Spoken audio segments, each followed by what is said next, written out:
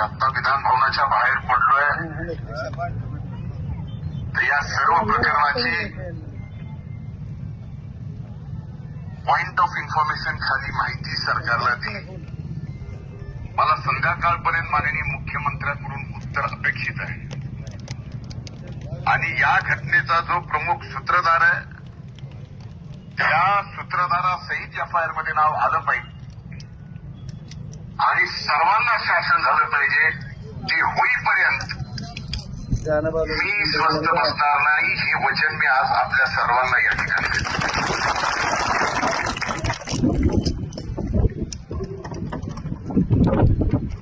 ही अतिशय दुर्दैवी घटना आहे. ठरवून केला गेलेला हा प्रकार आहे.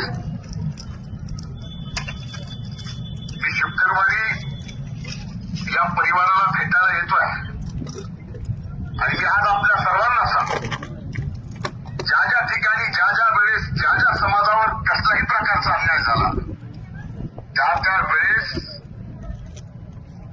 मी मुंडे घराण्याने संघर्ष केला. संघर्ष आपल्या रक्तात आहे.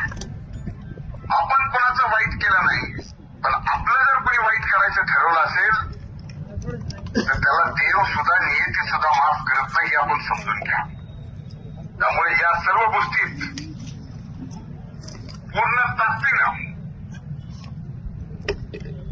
मी आपल्या पाठीमागे आहे. आणि या प्रकरणामध्ये जर सरकार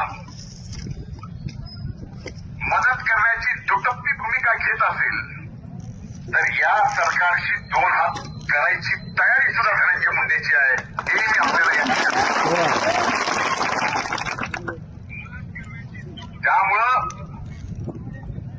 आपण आता जे आंदोलन करतोय त्या आंदोलनाची भूमिका जी आहे की आपण सर्वजण एकत्रित बसा.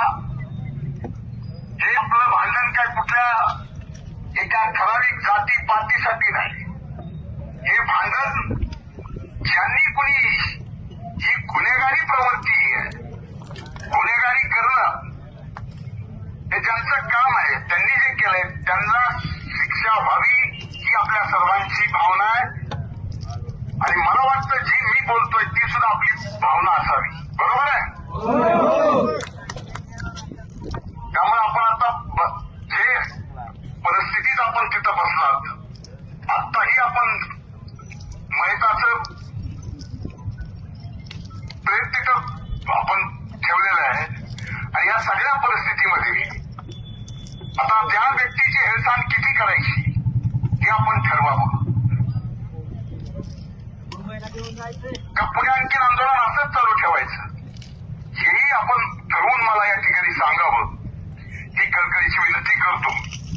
आणि पुन्हा एकदा मुलाच्या प्रती भावपूर्ण आदरांजली वाहतो आणि लवकर आपल्या या संघर्षात उतरायला